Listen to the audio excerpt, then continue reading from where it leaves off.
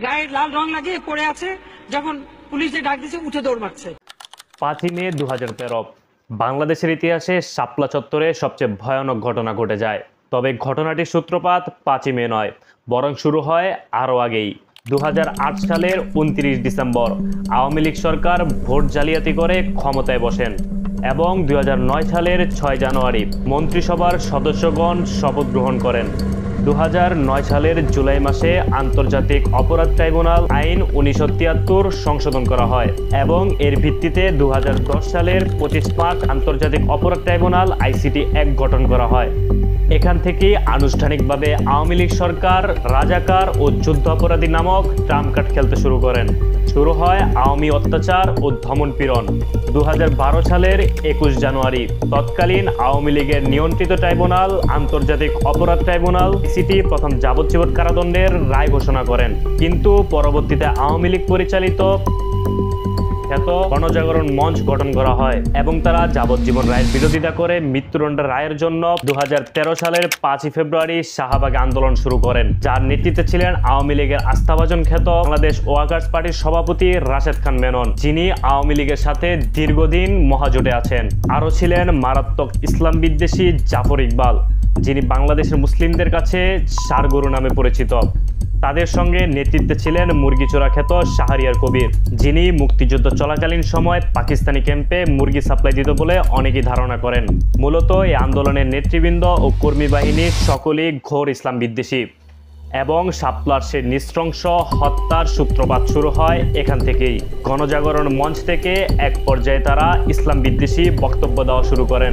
তখন 2010 সালে গঠন হওয়া হেফাজত ইসলাম আবার পুনর্জীবিত হয়ে ওঠেন। তারা এই ইসলাম বিদ্বেষী বক্তব্য ও শাহবাগে নারী পুরুষদের অবাধ মেলামেশার প্রতিবাদ এবং আরও 13 দফা দাবি তোলেন, যেমন নাস্তিক ব্লগারদের শাস্তি, নারীর সম অধিকার বাতিল এবং কওমি মাদ্রাসার স্বীকৃতি।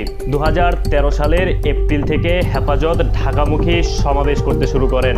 এর চূড়ান্ত রূপে 5ই মে 2013 ঢাকার শাপলা চত্বরে বিশাল সমাবেশের মধ্য দিয়ে ভোর থেকেই দেশের বিভিন্ন স্থান থেকে হেফাজত নেতাকর্মীরা জড়ো হতে থাকেন ঢাকার বিভিন্ন স্থানে। সকালে হাজার হাজার কর্মী সমর্থকরা মতিঝিল শাপলা চত্বর এলাকায় অবস্থান নেয়। পুলিশের বাধা সত্ত্বেও তারা বিভিন্ন প্রবেশপথ দিয়ে রাজধানীতে ঢুকে। দুপুরে শাপলা চত্বর এলাকায় বিশাল সমাবেশ হয়। হেফাজতের কেন্দ্রীয় নেতারা 13 দফার দাবি পেশ করে বক্তব্য রাখেন।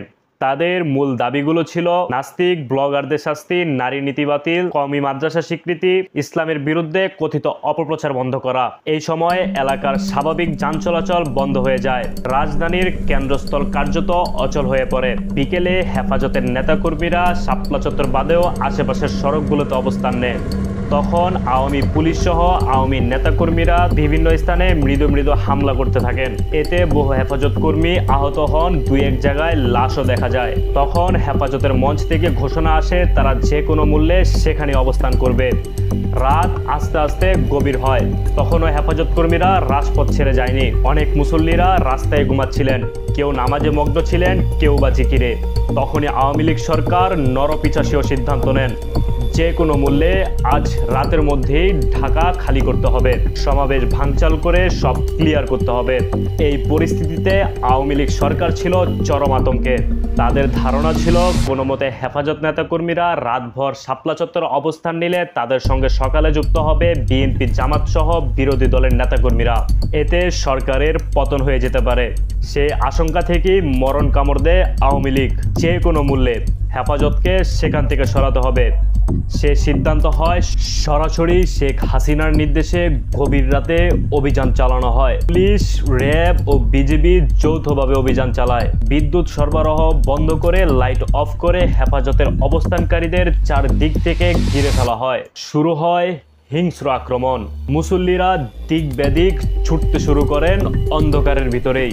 পুলিশ ও লিগারদের গুলিতে মুহূর্তে কয়েকশো মুসল্লি প্রাণ হারান, লুটে পড়েন সেই শাপলার রাস্তায়। পিচ ঢালা রাস্তা রক্তে লাল হয়ে যায়। 5ই মের সেই অপারেশনে প্রায় 1,55,000 গোলা বারুদ খরচ করেছিল শেখ হাসিনা। স্বরাষ্ট্র মন্ত্রণালয়ের হিসাবে 80,000 টিয়ার শেল, 60,000 রাবার বুলেট, 15,000 শটগানের গুলি এবং 12,000 সাউন্ড গ্রেনেড ব্যবহার করা হয়। এর বাইরে পিস্তল ও রিভলভারের গুলি ব্যবহার করা হয়েছিল 300 রাউন্ড। হাসিনার 5 মের অপারেশনে র্যাবের 1300 সদস্য, পুলিশের 5712 সদস্য, বিজিবির 576 জন সদস্য সরাসরি অংশ নেয়। এর বাইরে বিজিবির 10 প্লাটুন ছাড়াও র্যাব এবং পুলিশের বিপুল সংখ্যক সদস্য স্ট্রাইকিং ফোর্স হিসাবে প্রস্তুত ছিল। রাত 2:31 মূল অপারেশন শুরু হলো। রাত 12টার পর থেকে হাসিনার আইন শৃঙ্খলা বাহিনীরা শাপলা চত্বরের দিকে এগোতে থাকেন। পুলিশের পক্ষ থেকে ওই অপারেশনের নাম দেওয়া হয় সিক্রেট শাপলা। র্যাবের সাংকেতিক নাম ছিল operation flush out. Motijheel, Paltan, Baitul Mukarram বিভিন্ন স্থানে জ্বলতে থাকে আগুন। ফজরের আজান পর্যন্ত চলতে থাকে সংঘর্ষ। লাশ পড়ে আছে বাইতুল মোকাররমের গেটের সামনেও। আলো ফোটার আগে সব লাশ ও রক্ত গায়েব করে ফেলেন হাসিনার বাহিনী। পরবর্তীতে মানবাধিকার সংগঠন অধিকার হত্যার তালিকা প্রকাশ করলেও বেশি দূর আগাতে পারেনি। সে রাতে শত শত কওমি মাদ্রাসার শিক্ষার্থী ও এতিম বাচ্চারা শিকার হন শেখ হাসিনার। পরবর্তীতে শেখ হাসিনা এই ঘটনাকে কেন্দ্র করে বলেন, হেফাজতের নেতাকর্মীরা গায়ের রং মেখে শুয়েছিল, পুলিশ যখন ধরে টান দেবে তখন উঠে দৌড়াচ্ছে। এই বিবৃতি নিয়ে হেফাজত সহ বাংলাদেশের জনগণের মনে চরম ক্ষোভ দেখা যায়। কিন্তু আওয়ামী লীগের ক্ষমতার সামনে এই ক্ষোভ কিছুই ছিল না, বরং বছরের পর বছর তারা এই নির্যাতন অব্যাহত রাখেন। গুম, খুন, নৈরাজ্য ছিল তাদের কাছে পুতুল খেলার মতো। অবশেষে 2024 সালের ছাত্র জনতার গণ অভ্যুত্থানের মধ্য দিয়ে পতন হয় বাংলার ফেরাউনের সাম্রাজ্য। শাপলা চত্বর, রাতের অন্ধকারে হত্যাযজ্ঞ, বিদ্যুৎ নিভে যাওয়া, ইতিহাস মুছে দেওয়ার শয়তানি, কিন্তু সত্য সব সময় ফিরে আসে।